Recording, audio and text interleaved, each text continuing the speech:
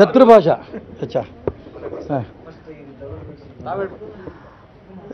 ಈಗಾಗಲೇ ನೀವು ಗಮನಿಸಿರ್ಬೋದು ನಮ್ಮ ಭಾರತೀಯ ಜನತಾ ಪಾರ್ಟಿಯ ವಿಶೇಷ ಏಕೆಂದರೆ ಕಳೆದ 3 ವರ್ಷದಿಂದ ಕೂಡ ವಿರೋಧ ಪಕ್ಷಗಳು ಮಾನ್ಯ ಮುಖ್ಯಮಂತ್ರಿಗಳ ಮೇಲೆ ಆಪಾದನೆ ಮಾಡ್ತಾಯಿದ್ರು ರಾಜೀನಾಮೆ ಕೊಡಿ ಅಂತ ಪಾಪ ಅವ್ರು 3 ವರ್ಷದಿಂದ ಮಾತ್ರ ಮಾಡ್ತಿದ್ರು ಅವರ ಮುಖ್ಯಮಂತ್ರಿ ರಾಜೀನಾಮೆ ಕೊಡಲಿಲ್ಲ ಯಾಕೆ ಕೊಡಲಿಲ್ಲ ಅಂತಂದರೆ ನಾವು ಹೇಳ್ತಾ ಇದ್ವಿ ಈಗ ಸುಪ್ರೀಂ ಕೋರ್ಟಿನ ಅದು ಕೋರ್ಟ್ ಜಡ್ಜ್ಮೆಂಟ್ ಬರಲಿ ಅಥವಾ ಲೋಕಾಯುಕ್ತ ವರದಿ ಬಂದರೆ ತಪ್ಪಿತಸ್ಥರು ಅಂತಂದರೆ ನಾವು ಖಂಡಿತ ಅದು ಕೊಡ್ತೀವಿ ಅಂತ ಅದನ್ನು ನಮ್ಮ ರಾಷ್ಟ್ರೀಯ ನಾಯಕರು ಈಗಾಗಲೇ ಪ್ರೂವ್ ಮಾಡಿ ತೋರಿಸಿದ್ದಾರೆ ಈ ಒಂದು ಲೋಕಾಯುಕ್ತ ವರದಿಯಲ್ಲಿ ತಪ್ಪಿತಸ್ಥರು ಅಂತ ಕಂಡ ತಕ್ಷಣ ಮಾನ್ಯ ಮುಖ್ಯಮಂತ್ರಿಗಳನ್ನ ರಾಷ್ಟ್ರೀಯ ನಾಯಕರು ಕರೆಸಿ ರಾಜೀನಾಮೆ ಕೊಡಬೇಕು ಅನ್ನೋಂಥ ಅಂಶ ಭಾರತೀಯ ಜನತಾ ಪಾರ್ಟಿಲಿ ಮಾತ್ರ ಯಾಕೆಂದರೆ ಲೋಕಾಯುಕ್ತರು ಕಾಂಗ್ರೆಸ್ಸಿನ ಧರ್ಮಸಿಂಗ್ ವಿರುದ್ಧವಾಗಿ ಹೇಳಿಕೆ ಕೊಟ್ಟಂಥ ಸಂದರ್ಭದಲ್ಲಿ ರಾಜ್ಯಪಾಲರು ಧರ್ಮಸಿಂಗನ ವರದಿಯಿಂದ ಹೆಸರೇ ತೆಗೆದುಬಿಟ್ರು BJP ಹಂಗೆ ನಡೆಯಲ್ಲ ನಾವು ಹೇಳಿದ ಪ್ರಕಾರ ನಡ್ಕೊಂಡಿದ್ದೇವೆ ಮುಖ್ಯಮಂತ್ರಿಗಳನ್ನ ರಾಜೀನಾಮೆ ಕೊಡಬೇಕು ಅಂತ ಕೇಳಿದ್ದಾರೆ ಅದಕ್ಕಿಂತ ಮುಖ್ಯವಾಗಿ ಇವತ್ತು ನಮ್ಮೆಲ್ಲ ರಾಷ್ಟ್ರೀಯ ನಾಯಕರು ಮನೆ ವೆಂಕಯ್ಯ ನಾಯ್ಡು ಧರ್ಮೇಂದ್ರ ಪ್ರಧಾನ್ ಅವರು ಅರುಣ್ ಜೇಟ್ಲಿ ಅವರು ರಾಜನಾಥ್ ಸಿಂಗ್ ಅವರು ಅಷ್ಟು ಜನ ಬೆಂಗಳೂರು ಬರ್ತಾ ಇದ್ದಾರೆ ಯಾಕೆ ಬರ್ತಿದ್ದಾರೆ ಪ್ರಜಾಪ್ರಭುತ್ವ ವ್ಯವಸ್ಥೆ ಎಲ್ಲ ಶಾಸಕರ ಹತ್ರ ಮುಂದಿನ ಮುಖ್ಯಮಂತ್ರಿ ಯಾರಾಗಬೇಕು ಅನ್ನೋಂಥ ಅಭಿಪ್ರಾಯ ಸಂಗ್ರಹಕ್ಕೋಸ್ಕರ ಅವರೆಲ್ಲ ಬರ್ತಾ ಇದ್ದಾರೆ ಇವತ್ತು ಅವೆಲ್ಲ ನಾಯಕರ ಮುಂದೆ ನಮ್ಮೆಲ್ಲ ಶಾಸಕರು ನಮ್ಮ ಅಭಿಪ್ರಾಯಗಳು ಹೇಳ್ತಾ ಇದ್ದೀವಿ ಅಭಿಪ್ರಾಯಗಳು ಹೇಳಿ ರಾಜ್ಯದ ಮುಖ್ಯಮಂತ್ರಿ ಯಾರಾಗಬೇಕು ಮುಂದಿನ ಮುಖ್ಯಮಂತ್ರಿ ಅಂತ ರಾಷ್ಟ್ರೀಯ ನಾಯಕರು ತೀರ್ಮಾನ ಮಾಡ್ತಾರೆ ಇದು ಭಾರತೀಯ ಜನತಾ ಪಾರ್ಟಿ ವಿಶೇಷ ತುಂಬ ಸಂತೋಷದ ಇಡೀ ಕರ್ನಾಟಕ ರಾಜ್ಯದ ಕಾರ್ಯಕರ್ತರಿಗೆ ನಮ್ಮ ಹಿತೈಷಿಗಳಿಗೆ ನಮಗೆ ಬೆಂಬಲ ಕೊಟ್ಟಂಥ ನಾಗರಿಕರಿಗೆ ಹೇಳಕ್ಕೆ ಇಷ್ಟಪಡ್ತಾನೆ ಭಾರತೀಯ ಜನತಾ ಪಾರ್ಟಿನಲ್ಲಿ ಯಾವ ಗೊಂದಲವೂ ಇಲ್ಲ ಮುಖ್ಯಮಂತ್ರಿಯಾಗಿ ಭಾರತೀಯ ಜನತಾ ಪಾರ್ಟಿಯ ಶಾಸಕರು ಕಾರ್ಯಕರ್ತರು ಹಿರಿಯರು ರಾಷ್ಟ್ರೀಯ ನಾಯಕರು ಕುಂತು ತೀರ್ಮಾನ ನಾವು ಮಾಡಲಿದ್ದೇವೆ ಇನ್ನು 2 ವರ್ಷ ಅದು ಪರಿಶುದ್ಧವಾದ ಸರ್ಕಾರವನ್ನು ರಾಜ್ಯದಲ್ಲಿ ಕೊಡ್ತೇವೆ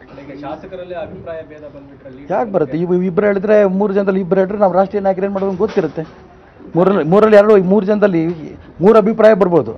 ಇಲ್ಲ 2 ಬರ್ಬೋದು ಇಲ್ಲ ಒಂದೇ ಬರ್ಬೋದು ಹೌದಾನೆ ಅದಕ್ಕೆ 3ರಲ್ಲಿ 4 ಜನ 4 ಅಭಿಪ್ರಾಯ ಅಂತ ಬರಲ್ಲ ಹಾಗಾಗಿ ರಾಷ್ಟ್ರೀಯ ನಾಯಕರದೆಲ್ಲ ಕೂತು ಚರ್ಚೆ ಮಾಡಿ ಅಭಿಪ್ರಾಯ ಕೊಡೋದಕ್ಕೆ BJP ಮಾತ್ರ ಈ ರೀತಿ ಅವಕಾಶ ಕಾಂಗ್ರೆಸ್ನಲ್ಲಿ ಅನೇಕ ಬಾರಿ ಗೊಂದಲಗಳಾಗಿದೆ ಯಾವುದಾದ್ರೂ ಗೊಂದಲ ಆಗಿರೋ ವೀರೇಂದ್ರ ಪಾಟೀಲ್ ಇಳಿಸಿದ್ರು ಬಂಗಾರಪ್ಪನ ಮುಖ್ಯಮಂತ್ರಿ ಮಾಡಿದ್ರು ಯಾರೋ ಶಾಸಕರ ಅಭಿಪ್ರಾಯ ತೊಗೊಂಡಿದ್ರಾ ದೆಹಲಿಯಿಂದ ಹೇರ್ತಾ ಇದ್ರು ಅದು ಭಾರತೀಯ ಜನತಾ ಪಾರ್ಟಿ ಆಗಲ್ಲ ರಾಷ್ಟ್ರೀಯ ನಾಯಕರೇ ಬೆಂಗಳೂರು ಬಂದು ಕರ್ನಾಟಕಕ್ಕೆ ಬಂದು ನಮ್ಮ ಶಾಸಕರ ಅಭಿಪ್ರಾಯ ಪದಾಧಿಕಾರಿಗಳ ಅಭಿಪ್ರಾಯ ಎಲ್ಲ ಕೇಳಿ ಅವ್ರು ತೀರ್ಮಾನ ಮಾಡ್ತಾ ಇದ್ದಾರೆ ಯಾವ್ಯಾಕೆ ಭಿನ್ನ ಶಾಸಕರು ರೀ BJP ಶಾಸಕರು ಜಾರಕಿಹೊಳಿ ಅವರು ಅಲ್ರಿ ಹೋಟೆಲಲ್ಲಿ ಅಲ್ಲಿ ಸೇರಿದ್ದಾರೆ ಕಾಫಿ ತಿಂಡಿ ತಿಂತಿದ್ದಾರೆ ಮುಖ್ಯಮಂತ್ರಿ ಮನೆ ಕೆಲವರು ಇದ್ದಾರೆ BJP ಆಫೀಸಲ್ಲಿ ಕೆಲವರು ಶೆಟ್ರ್ ಮನೆ ಕೆಲವರು ಇದ್ದಾರೆ ಈಶ್ವರಪ್ಪನ ಮನೆ ಕೆಲವರು ಅಶೋಕ್ ಮನೆ ಕೆಲವರು ಬೇರೆ ಏನದು ಮನೇಲಿ ಊಟ ತಿಂಡಿನೂ ಮಾಡಬಾರ್ದ ಹೋಟೆಲಲ್ಲಿ ಉಳ್ಕೊಂಡಿದ್ದಾರೆ ಬೆಂಗಳೂರು ಅವರು ಮನೆಗಳಲ್ಲ ಇಲ್ಲಿ ಬಂದಿದ್ದಾರೆ ಒಟ್ಟಿಗೆ ಸೇರ್ತಾರೆ ಅದನ್ನೇ ಭಿನ್ನಮತೀಯ ಚಟುವಟಿಕೆಗಳು ಅಂತ ನಾನಂತೂ ಒಪ್ಪಲ್ಲ BJP ಒಟ್ಟಿಗೆ ಇದ್ದೀವಿ ಒಟ್ಟಿಗೆ ಇರ್ತೀವಿ ಒಟ್ಟಿಗೆ ಹೋಗ್ತೀವಿ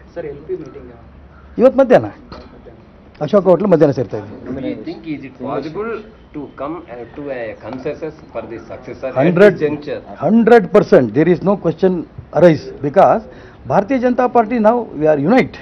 There is no question of 2 words, 2 groups. We are unitedly we are ruling the state in the 2 years and next after 2 years in general election we will win 150 seats. Because there are news about that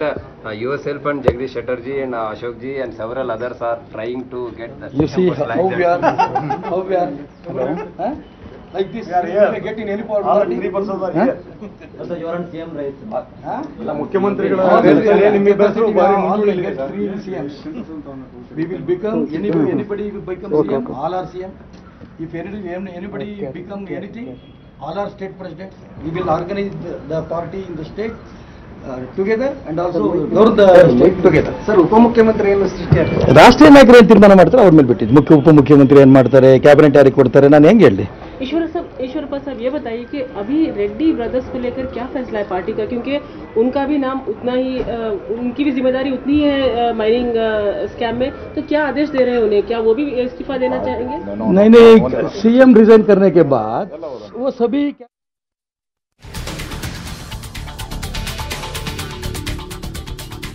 okay ಒಟ್ಟಾರೆ CM ಇನ್ನು ತಮ್ಮ ಪಟ್ಟನ್ನ ಸಡಿಲಿಸಿರೋದಿಲ್ಲ ಆದರೆ ಏನು BJP ರಾಜ್ಯಾಧ್ಯಕ್ಷ ಈಶ್ವರಪ್ಪನವರ ಮಾತಂತ ಹೇಳಿದ್ರೆ